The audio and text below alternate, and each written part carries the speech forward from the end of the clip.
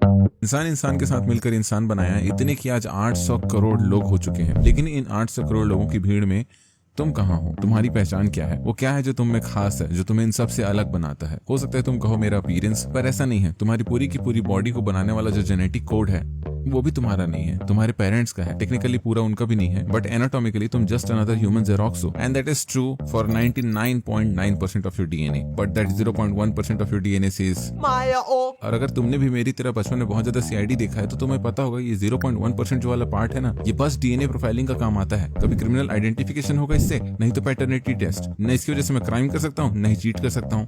इसलिए ना ये वाला पार्ट मेरे को इंटरेस्टिंग लगता ही नहीं है। इसलिए इंटरेस्टिंगली जो चीज तुम्हें सबसे बढ़िया वाला यूनिक बनाएगी वो तुम्हारे thoughts, life experiences and choices. Blank slate theory नाम की एक थ्योरी है जो कहती है कि जब इंसान का जन्म होता है तो उसका दिमाग खाली स्लेट की तरह होता है। कोई इनबिल्ट मेंटल कॉन्सेप्ट नहीं होते, कोई बिलीफ्स नहीं होते हमारे पास। इन सिंपल वर्ड, माँ के पेट से कोई सिक्के नहीं आता। जितना भी नॉलेज, बिलीफ और बिहेवियर है वो सब हम एक्सपीरियंस और एनवायरमेंट से पाते हैं। इसका ये भी मतलब है कि हमारी आइडेंटिटी और पर्सनैलिटी को आकार मिलता है हमारी लर्निंग और एक्सटर्नल इन्फ्लुएंसेस से, ना कि हमारी इननेट ट्रेट्स से। यानी कि पैदा होते ही तुम्हारे पास कोई थॉट नहीं होते, और होंगे भी कैसे, तुम्हारे पास कोई इन्फॉर्मेशन ही नहीं होती। और वैसे भी जो इन्फॉर्मेशन, नॉलेज या एजुकेशन तुम्हें मिलने वाली है वो भी कुछ खास यूनिक है नहीं। आखिरकार तुम वही एजुकेशन रिसीव करोगे जो करोड़ों लोग अभी तक रिसीव करते आए हैं और करेंगे। ये मशीन है, अप डाउन अप। जैसे कि एस सी वर्मा, उन्होंने एजुकेशन हासिल किया, उसको सिंप्लीफाई किया, उसके ऊपर बुक लिखा, उस बुक को रिलीज हुए आज 40 साल हो गए और फिर भी आज बच्चे वही पढ़ रहे हैं। तुम्हें ऐसे बहुत से लोग मिल जाएंगे जो एजुकेशन सिस्टम की हायरार्की में बहुत टॉप पर बैठे हैं, पर उनके मुंह से दकियानू सी बातें निकल जाती है। उनके अंदर एक अलग ही प्रकार का सुपीरियोरिटी कॉम्प्लेक्स होता है कि मुझे सब पता है, मैंने जिंदगी में बहुत कुछ हासिल कर लिया, मेरे जैसा कोई नहीं है। और इन्हीं लोगों के लिए रिचर्ड फेमन ने कहा था, never confuse education with intelligence. You can have a PhD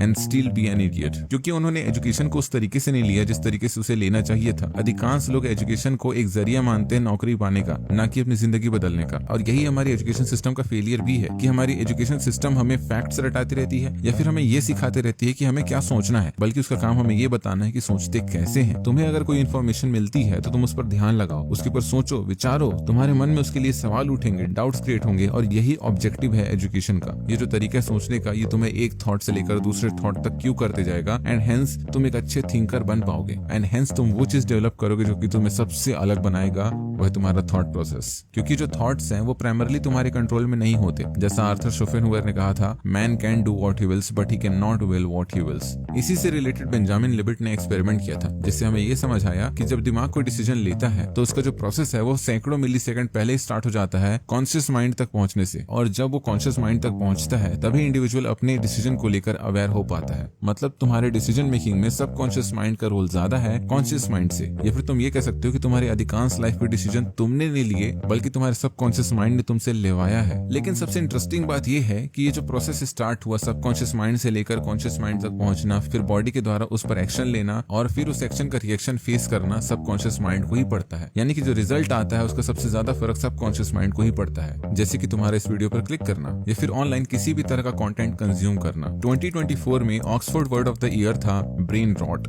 reflecting on the growing concern about the impact of consuming excessive amount of low quality content online। यानी कि अधिकांश लोग दुनिया भर में ऐसा कंटेंट देख रहे हैं जो कि उनके दिमाग को सड़ा रहा है, जिसकी वजह से तुम्हारा कॉग्निटिव फंक्शन यानी कि तुम्हारी मेंटल प्रोसेस जैसे कि thinking, learning, memory, perception, problem solving, decision making, understanding सब कमजोर होते जा रहे हैं। तुम्हारा अटेंशन स्पैन गिरते जा रहा है और फोकस के तो एल लगे हुए हैं। इसके अलावा तुम्हारी बिहेवियर मॉडलिंग भी सोशल मीडिया की वजह से हो रही है। अगर तुम्हारी फीड में मिसोजिनिस्टिक कंटेंट आएगा तो तुम सबकॉन्शियसली मिसोजिनिस्टिक बिहेवियर शो करने लगोगे।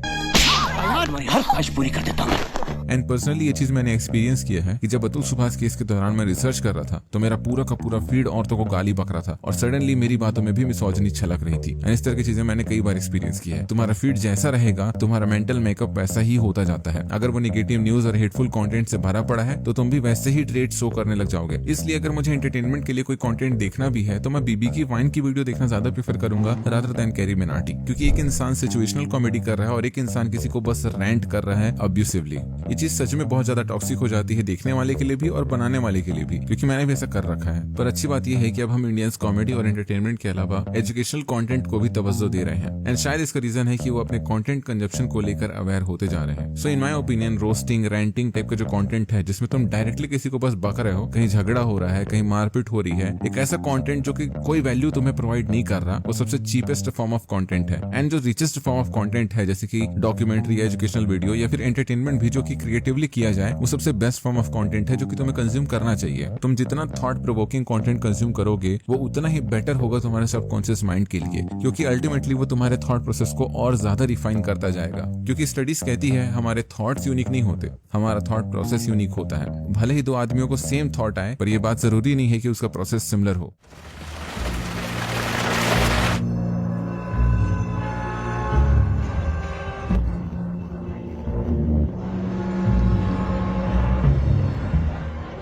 And that's why it is important to be aware of your environment. तुम्हारी फैमिली, कल्चर, सोसाइटल नॉर्म्स, इस सभी का इन्फ्लुएंस पड़ता है तुम्हारी थॉट प्रोसेस के ऊपर। लेकिन जो चीज तुम्हें सबसे ज्यादा प्रभावित करती है वो है तुम्हारा सर्कल। तुम कैसे लोगों के साथ उठना बैठना कर रहे हो। अगर तुम्हारा सर्कल पिछले 10 सालों से सेम है और आज भी तुम उन्हीं 4 लोगों के साथ बैठते हो और बातों के नाम पर बस तुम एक दूसरे की खिंचाई कर रहे हो, तुम्हारा आज भी ह्यूमर का लेवल वही है जो 4-5 साल पहले था, तो तुम कैसे चेंज हो रहे हो। जिस टॉपिक पर बात 10 साल पहले हो रही थी, आज तक तुमने उससे ज्यादा कुछ एक्सप्लोर नहीं किया। देखो ये कोई कॉम्प्लीमेंट नहीं है जब तुम्हें कोई कहता है कि तू आज भी नहीं बदला, तू ऐसा का वैसा ही है, उतना ही बकचोद है, क्योंकि तुम अपनी संगत को जब बदलते हो तो तुम अपने आप को भी बदलते हो। जैसे संगत में तुम रहोगे उसके हिसाब से तुम वैसी बातें करने की कोशिश करोगे। अगर वो लोग निहायती बकवास बातें करते हैं तो तुम उस सर्कल में फिट होने के लिए निहायती बकवास बातें करने लगोगे। भले तुम्हें उस मोमेंट पे लगे कि मैं बस अभी के लिए बोल देता हूँ, हंसे आने के लिए बोल देता हूँ, लेकिन धीरे धीरे तुम उस सर्कल के लिए अडॉप्ट होते जाओगे। और वही अगर इंटेलेक्चुअल बातें हो रही है तो तुम भी अपने को पुश करोगे इंटेलेक्चुअल बातें करने के लिए। तुम्हारा ब्रेन एकदम रेडी रहता है किसी भी तरह के चेंज को एक्सेप्ट करने के लिए। जब भी तुम्हारी लाइफ में कोई बड़ा इवेंट होता है, कोई एक्सपीरियंसेस आते हैं जो कि एकदम नए हैं, तो तुम्हारा ब्रेन उन चेंजेस के लिए अपने आप को अडेप्ट करता है नए नए न्यूरल नेटवर्क्स बनाकर,